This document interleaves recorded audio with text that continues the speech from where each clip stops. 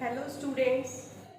बेटा, हमने previous topic में सर्कुलेशन ऑफ ब्लड के बारे में पढ़ा था, वर्किंग ऑफ हार्ट के बारे में पढ़ा कि हमारा हार्ट कैसे वर्क करता है, किस मैकेनिज्म पे वर्क करता है, कैसे ऐसे नोड इलेक्ट्रिक इम्पल्स को सेट करता है, एबी नोड तक देता है, बंडल ऑफ हील्स तक देता है और पिकंजी फाइबर्स में जाता है, जिसकी वजह से ओरिकल पार्ट कॉन्ट्रैक्ट करता है और फिर नीचे का पार्ट जो है वेंट्रिकल पार्ट कॉन्ट्रैक्ट करता है। आज हम पढ़ेंगे कार्डियक साइकिल के बारे में। बेटा, हमारा जो हार्ट है वो बीट करता है कंटिन्यूअसली बीट करता है और हमारा हार्ट 1 मिनट के अंदर 72 टाइम्स बीट करता है। 72 टाइम्स बीट करता है। बेटा, एक हार्ट बीट जो है वो एक कार्डियक साइकिल कंप्लीट होने पर बनती है। एक कार्डियक साइकिल कंप्लीट होने पर बनती है। अब हम पढ़ेंगे कि ये कार्डियक साइकिल क्या है। देखो बेटा, आपने पहले से पढ़ते आए 3-4 टॉपिक में लगातार सुना है, हमारा जो हार्ट है वो 4 चैम्बर हार्ट है। 4 चैम्बर हार्ट है। इसमें पहले कॉन्ट्रैक्शन होती है अपर पार्ट में, ओरिकल में। इसमें नीचे वाला पार्ट रिलैक्स करता है और जब नीचे वाले पार्ट वेंट्रिकल पार्ट में कॉन्ट्रैक्शन होती है तो ऊपर वाला पार्ट रिलैक्स करता है। ये कॉन्ट्रैक्शन रिलैक्सेशन क्या होती है? हार्ट के रिलेटेड टर्म्स में हम इन्हें क्या कहेंगे? बेटा, जब ऐसे नोड इलेक्ट्रिक इंपल्स को सेट करता है और इलेक्ट्रिक इंपल्स को जनरेट करता है राइट एट्रियम के अंदर, तो ओरिकल पार्ट कॉन्ट्रैक्ट होता है, जिसे हम सिस्टोल कहते हैं।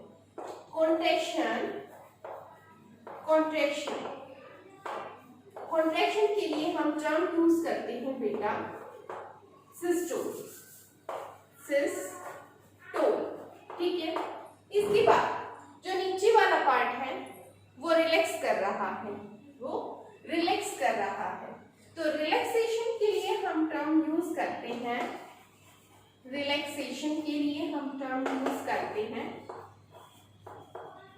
डायस्टोल।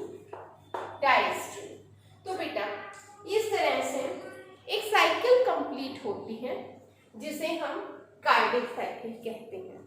एक बार में एक पार्ट कॉन्ट्रैक्ट होता है, दूसरा पार्ट रिलैक्स करता है, दूसरा पार्ट कॉन्ट्रैक्ट होता है, पहला पार्ट रिलैक्स करता है। बट एक केस ऐसा भी आता है जब दोनों पार्ट रिलैक्स करते हैं, उसे हम कहते हैं ज्वाइंट डायस्टोल। ठीक है। तो बेटा, जो ये कार्डियक साइकिल है वो 3 स्टेप में कंप्लीट होती है: ऑरिकुलर सिस्टोल, वेंट्रिकुलर सिस्टोल और ज्वाइंट डायस्टोल। ठीक है बेटा, जो ओरिकल पार्ट कॉन्ट्रैक्ट करता है तो इस तरह से वो ओरिकल का पार्ट है और जब कॉन्ट्रैक्ट करेगा तो वो सिकुड़ने लगेगा, और जब वो सिकुड़ने लगेगा तो उस पार्ट में जो ब्लड है वो वेंट्रिकल पार्ट में आएगा, और जब वेंट्रिकल पार्ट सिकुड़ने लगेगा तो ब्लड पल्मोनरी आर्टरी से लंग्स में चला जाएगा और इस पार्ट से ओर्टा से सिस्टमैटिक आर्च बॉडी में सप्लाई हो जाएगा। तो इस तरह से बेटा सिस्टोल और डायस्टोल अकर करता है। अब बात आती है, क्या हार्ट के सभी पार्ट रिलैक्स कर सकते हैं एक साथ, जिसे हमने ज्वाइंट डायस्टोल कहा है? नहीं। एक बार में एक पार्ट अगर कॉन्ट्रैक्ट करता है तो दूसरा रिलैक्स करता है। तो ज्वाइंट डायस्टोल में क्या होता है? ज्वाइंट डायस्टोल में बेटा ये जो दिखाई दे रहा है आपको ओरिकल पार्ट, वेंट्रिकुलर पार्ट, ठीक है, इसमें वाल्व्स पढ़े थे हमने। ये valve tricuspid valve, bicuspid valve, यहाँ सेमिल्यूनर वाल्व्स पढ़े थे बेटा। ठीक है, ये जो वाल्व है ये सभी ओपन होंगे ज्वाइंट डायस्टोल में, और ब्लड जो वीन्स है बेटा, जो वीन्स हैं उनमें हाई प्रेशर होगा, हार्ट के अंदर लेस प्रेशर होगा। हार्ट के अंदर लेस प्रेशर होगा और सभी के सभी वाल्व्स ओपन होंगे, तो ब्लड धीरे धीरे बिल्कुल लो स्पीड से ओरिकल में आएगा, वेंट्रिकल में भी आएगा और यहाँ से पल्मोनरी आर्टरी और यहाँ से ओर्टा में जाएगा, बिल्कुल स्लो स्पीड से। हार्ट कभी भी रिलैक्स नहीं करता। ज्वाइंट डायस्टोल की कंडीशन में सभी पार्ट रिलैक्स कर रहे हैं, ना तो पूरी तरह से कॉन्ट्रैक्ट है ना ही पूरी तरह से रिलैक्स है, सभी वाल्व जो है वो ओपन है।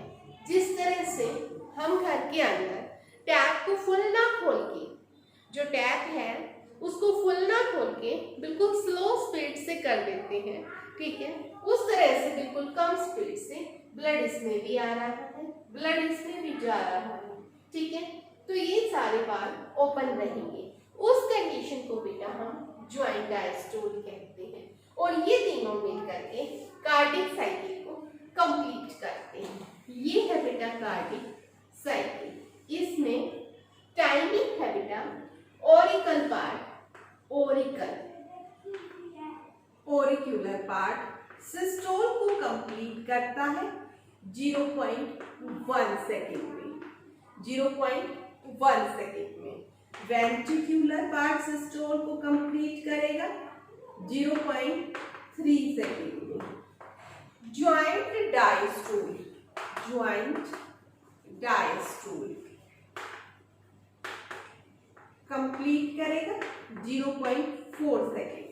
इस तरह से हमने देखा कार्डिक साइकिल टोटल 0.1, 0.4, 0.3, 0.8 सेकेंड के अंदर कंप्लीट होती है। इस तरह से एक कार्डिक साइकिल का पूरा स्टेप एक हार्ट बीट को फॉर्म करता है, ठीक है, और हमारा हार्ट 72 टाइम्स एक मिनट के अंदर बीट करता है। ये बीटिंग फास्टली भी हो सकती है सिचुएशन के अकॉर्डिंग और डिक्रीज भी हो सकती है सिचुएशन के अकॉर्डिंग, ठीक है। स्पीसीज डिफरेंट स्पीसीज के अंदर वेरी भी करती है, ठीक है बेटा। तो आज हमने पढ़ा कार्डिक साइकिल के बारे में। बेटा नेक्स्ट टॉपिक है हमारा sound of heart, sound of heart. Heart जो है वो दो तरह के साउंड को प्रोड्यूस करता है, हार्ट दो तरह के साउंड को प्रोड्यूस करता है बेटा। कैसे? जैसे हमने पढ़ा ऑरिकुलर सिस्टोल, वेंट्रिक्युलर सिस्टोल। जब हार्ट के अंदर ऑरिकल पार्ट से वेंट्रिक्युलर पार्ट में ब्लड आता है तो हमें बहुत अच्छे से पता है यहाँ वॉल मौजूद होता है। राइट में ट्राइकस्पिड वॉल, लेफ्ट में बाइकस्पिड वॉल। राइट में tricuspid wall, tricuspid wall, left में बाइकस्पिड वॉल। बेटा जब यहाँ से ब्लड ओरिकल पार्ट से वेंट्रिकल पार्ट में आता है, जब ओरिकल पार्ट फिल कर देता है वेंट्रिकल पार्ट को, तो एवी वाल्व, ये दोनों वाल्व जिसे ओरिक्यूलर वेंट्रिक्युलर वाल्व बोलते हैं हम, ओरिक्यूलर वेंट्रिक्युलर वाल्व, ये टाइटली क्लोज होते हैं इस तरह से और साउंड प्रोड्यूस होती है लब, साउंड प्रोड्यूस होती है लब साउंड, ठीक है। सेकंड साउंड, जब वेंट्रिक्युलर पार्ट से यहाँ मौजूद सेमिल्यूनर वाल्व, यहाँ मौजूद सेमिल्यूनर वाल्व ओपन होते हैं और ब्लड पल्मोनरी आर्टरी से लंग्स में और यहाँ से ओर्टा से सिस्टमेटिक आर्च में जाता है। तो जब वेंट्रिक्युलर पार्ट पूरी तरह से ब्लड इसमें भेज चुका होता है तो सेमिल्यूनर वाल्व क्लोज होते हैं इस तरह से और साउंड प्रोड्यूस होती है बेटा सेमिल्यूनर वाल्व, साउंड प्रोड्यूस होती है बेटा डब। तो इस तरह से हमारा हार्ट और हमारी बीट जो बनती है वो बनती है लब डब लब डब लब डब लब डब, ठीक है। लब जो साउंड होती है वो लो पिच की साउंड होती है, वो सॉफ्टली प्रोड्यूस होती है।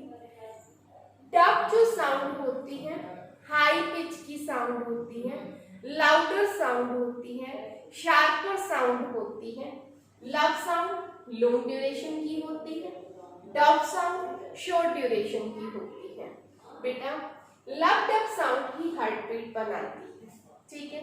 बट जब साइकिल्स जैसी डिजीज हो जाती है तो वो हार्ट के वाल में, इन वॉल्स में डिफेक्ट प्रोड्यूस कर देती है, जिसकी वजह से लब डब साउंड प्रोड्यूस ना हो करके हमारा जो हार्ट है वो साउंड प्रोड्यूस करता है मर मर मर मर साउंड प्रोड्यूस करता है। किसकी वजह से? जब वॉल में डिफेक्ट आते हैं। तो आज हमने करा कार्डिक साइकिल के बारे में, लब डब के बारे में। अब नेक्स्ट टॉपिक के बारे में पढ़ते हैं हम बेटा, जो इसी से रिलेटेड है और मोस्ट इम्पोर्टेंट टॉपिक है कंपटीशन में। ये टॉपिक बहुत बार पूछा गया है। आप 10 इयर्स के जो नीट के क्वेश्चन पेपर है वो उठा के देख सकते हैं।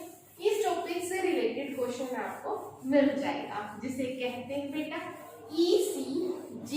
ECG के बारे में आपने सुना होगा। ECG electrocardiogram, electrocardiogram. बेटा कई बार एग्जाम के अंदर इसकी फुल फॉर्म आती है ECG की, जब वहां पर इलेक्ट्रोकार्डियोग्राफ दिया जाता है, जबकि ECG जो है उसकी फुल फॉर्म होगी इलेक्ट्रोकार्डियोग्राम, इलेक्ट्रोकार्डियोग्राम। बेटा ये हम एक वेव जो हार्ट है इलेक्ट्रिकल इंपल्स जनरेट करता है, ऐसे नोड के थ्रू जनरेट करता है इलेक्ट्रिक इंपल्स, ठीक है।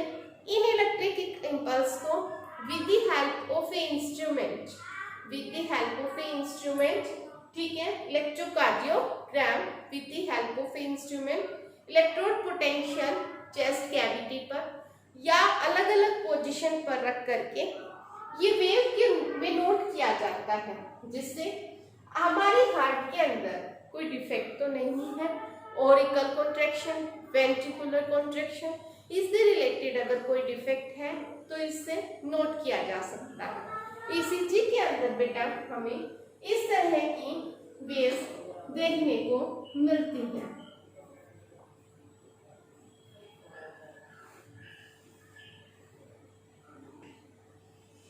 इस तरह की वेव्स देखने को मिलती हैं बेटा। ये है P Q R S T।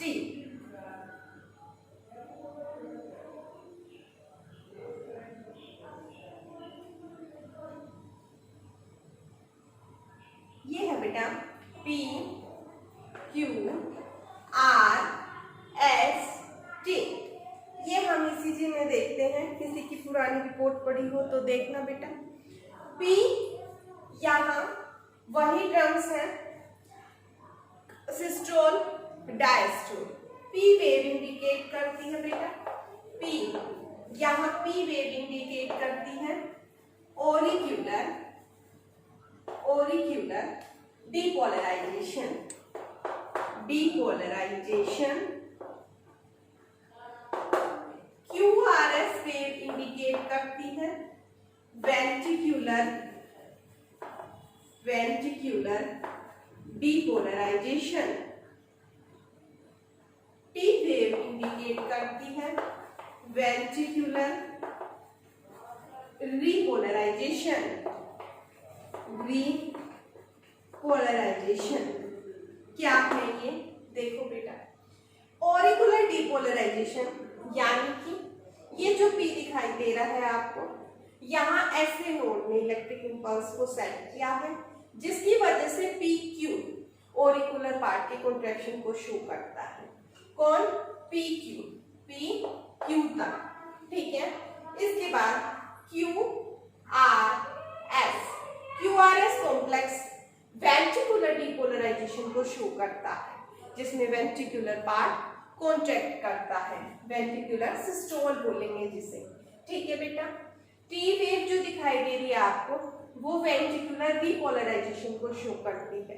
Repolarisation से मतलब है रिलैक्सेशन, वेंट्रिकुलर पार्ट अब रिलैक्स करेगा।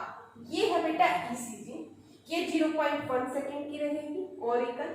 क्यूआरएस आपका वेंट्रिकुलर 0.3 सेकेंड का रहेगा। टी पार्ट रिलैक्सेशन दिखा रहा है। ठीक है, तो ये ईसीजी है जो हम with the help of electrocardiogram note करते हैं। P wave development of SA node electric impulse को सेट करेगा बेटा। एसए नोड एबी बंडल को दे देगा। एबी बंडल जो है वो बंडल ऑफ हील्स में जाएगा, जिससे क्यूआरएस वेंट्रिकुलर डिपोलराइजेशन को शो करेगा बेटा। ठीक है, अब टी जो है वो वेंट्रिकुलर डिपोलराइजेशन को शो करेगा। अगर किसी भी व्यक्ति को कोई प्रॉब्लम है, तो अगर यहाँ कोई प्रॉब्लम शो हो रही है तो आप अच्छे से जान पाएंगे ऑरिकल पार्ट में दिक्कत है। अगर यहाँ कोई प्रॉब्लम शो हो रही है तो आप अच्छे से जान पाएंगे वेंट्रिकुलर पार्ट में प्रॉब्लम है। ठीक है, और एसटी टी पार्ट जो वेंट्रिकुलर रिलैक्सेशन को शो करता है। ये हमने पढ़ा ईसीजी के बारे में। इसमें पूछा जाता है ईसीजी की फुल फॉर्म को, या फिर आपसे पूछ लेगा पीक्यू क्या इंडिकेट कर रहा है, क्यूआरएस में क्यूआर क्या इंडिकेट कर रहा है। ठीक है, एसटी जो इंटरवल है वो वेंट्रिकुलर डिपोलराइजेशन को शो कर रहा है, या जो line above the base line है वो पॉजिटिव वेव कहलाएंगी, और जो बिलो द आपको दिखाई दे रही है ये बिलो द बेस लाइन है, ये नेगेटिव वेव कहलाएंगी। ठीक है, तो आज हमने पढ़ा कार्डियक साइकिल के बारे में, हार्ट बीट के बारे में, साउंड के बारे में, और लास्ट टॉपिक ईसीजी के बारे में। Thank you.